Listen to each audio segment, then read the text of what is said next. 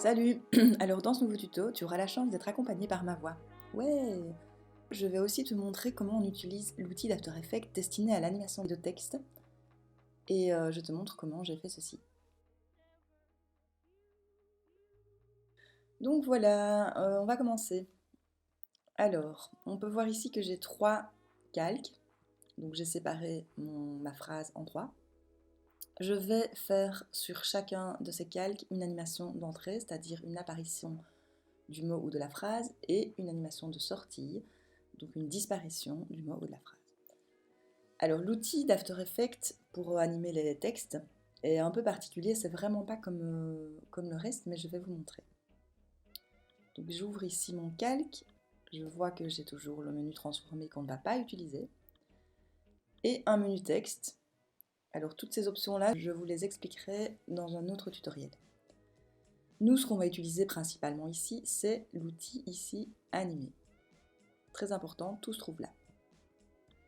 Alors j'ouvre le menu, je vois dans le menu qu'on a toute une série de propriétés.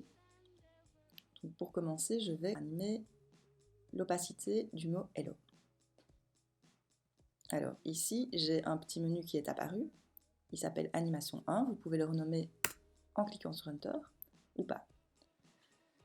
On a ici un sélecteur de plage et c'est ici, c'est très important, que tout va se faire. Donc les images clés se placent dans le sélecteur de plage, dans le paramètre début ou dans le paramètre fin.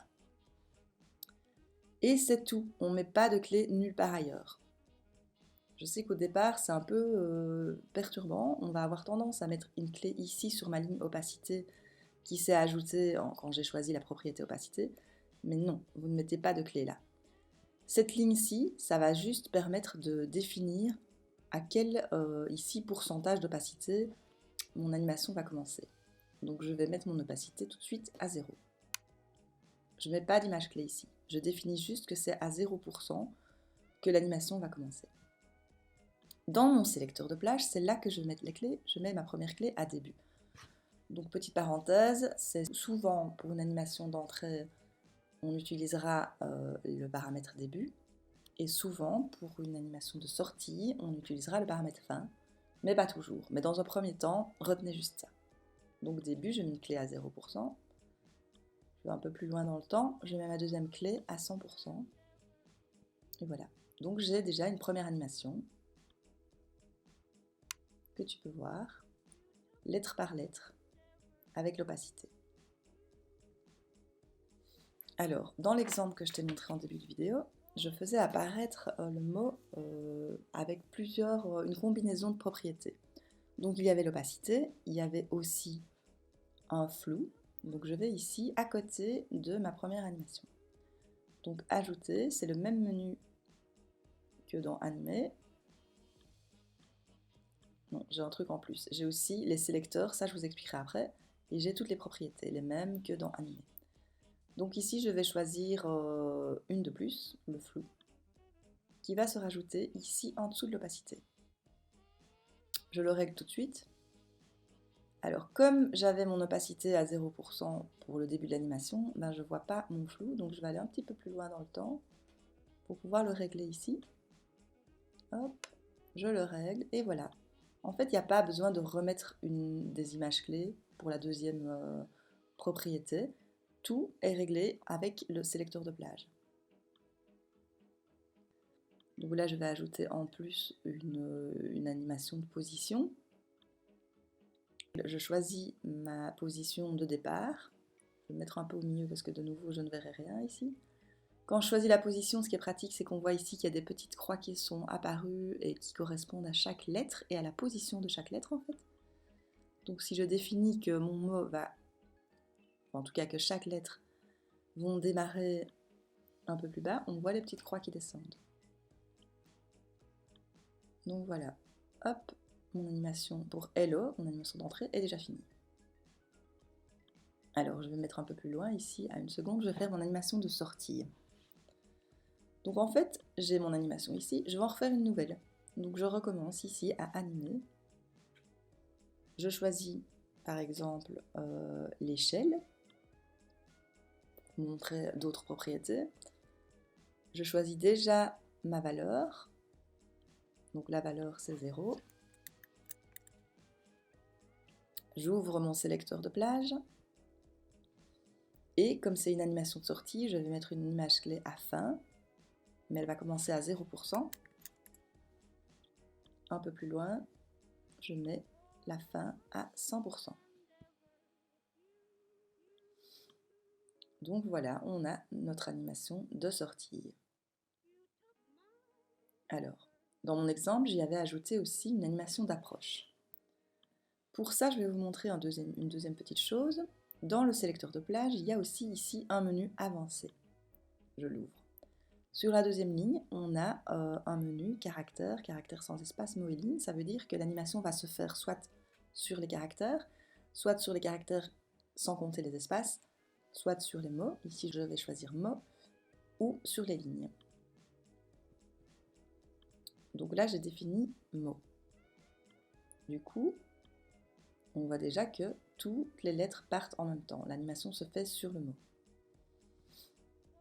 Alors, je clique sur animation 2, j'ajoute maintenant la propriété approche. Donc l'approche, c'est l'espace entre les caractères.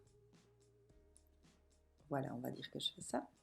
Et ensuite, j'ajoute la propriété de position afin que mon mot s'en aille, mais qu'il s'en aille de façon centrée par rapport à la hauteur de départ de mes lettres. Donc, il suffit de mettre des repères.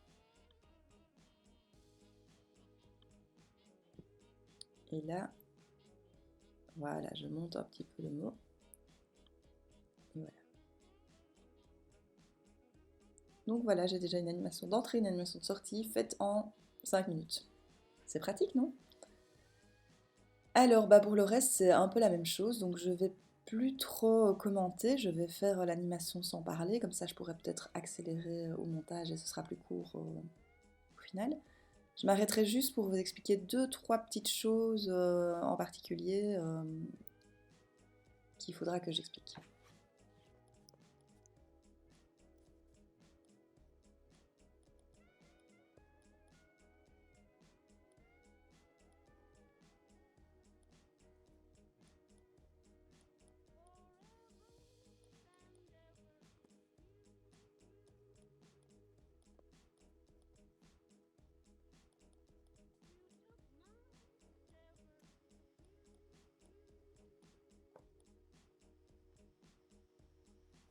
Donc là, je fais déjà une petite pause pour vous montrer autre chose.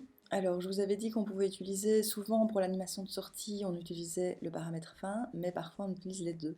Pourquoi est-ce qu'on utilise les deux? Alors, je vous explique ici, il y a une petite ligne verticale qui montre mon niveau, enfin, d'où part l'animation et où elle termine. Donc là, en même temps que chaque propriété s'effectue sur la lettre, on voit la barre là qui avance. Il y en a deux, il y en a une pour le début, une pour la fin. Mais je ne suis pas obligée de toujours partir de gauche vers la droite. Je peux aussi faire un truc du centre vers les extrémités. Et là, j'aurai besoin donc des deux paramètres. Alors, je mets une clé ici à début. Je mets dans les pourcentages 50% et 50%. Donc là, les deux barres, on voit qu'elles sont plus ou moins au milieu en fonction des lettres en fait. Parce qu'on ne peut pas couper une lettre en deux. Hein. Et après, il y en a une qui part vers l'extrémité, c'est le paramètre fin. Et il y en a une qui va partir vers le début, je vais la mettre à 0%. Donc du coup, ça fait ceci. Ce qui est sympa aussi et ce qui change un peu. Voilà, je vous fais la dernière animation et je vous montrerai un dernier truc à la fin. Et puis après, vous pourrez tester par vous-même tout ça.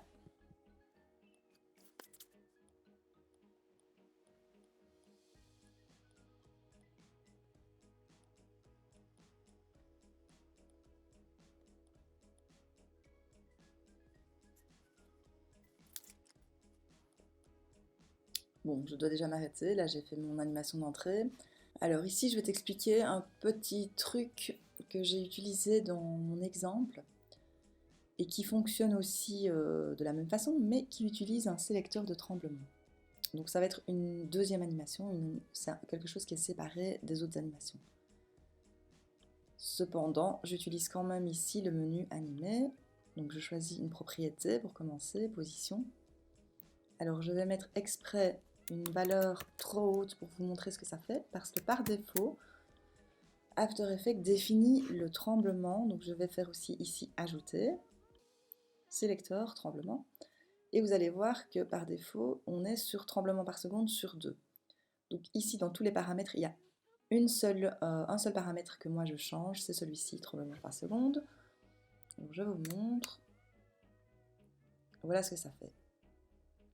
Donc là, ça bouge très lentement et ça bouge fort dans l'espace. Donc oui, ok, ça pourrait fonctionner pour quelque chose, pour une animation, mais là, moi, c'est pas du tout ce que je veux. Donc je vais mettre tout de suite ici 8 tremblements par seconde et je vais réduire ma position, ma propriété de position sur 2 pixels. Et du coup, voici ce que ça donne. En fait, c'est une animation qui est pratique pour quand vous avez un mot qui doit rester sur une image et que vous voulez rendre ça un peu vivant.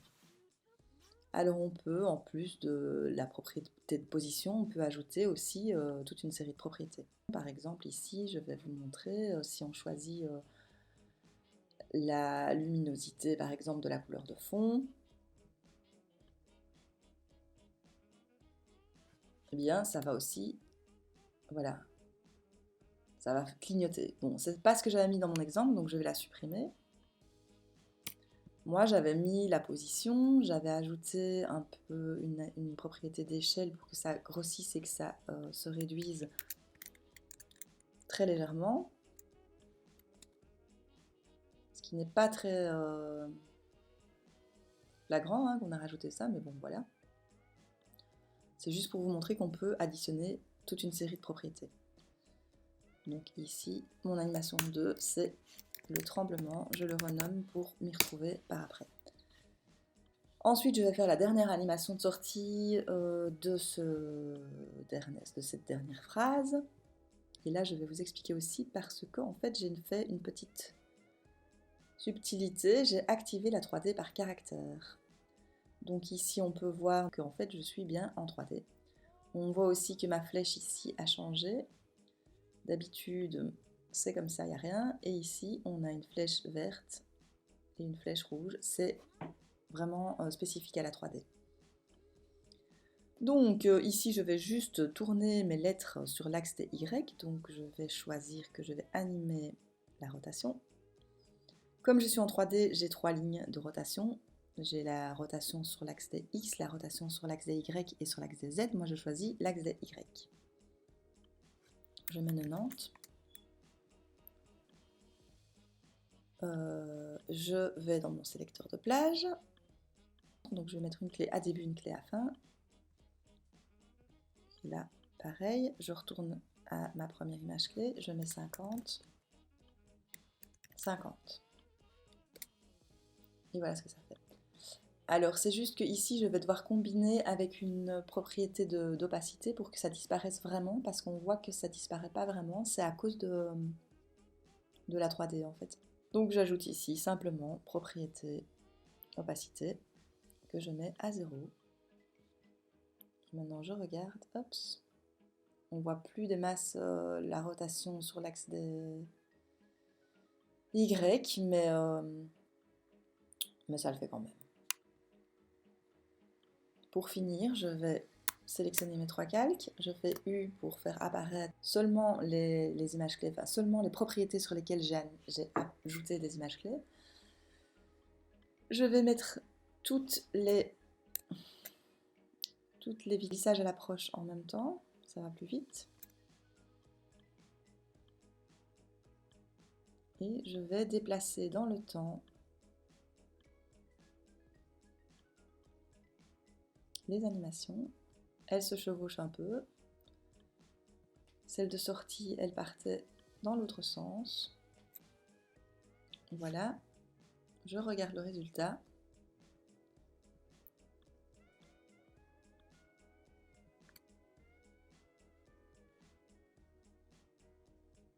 Et voilà, c'est fini. Merci pour votre attention.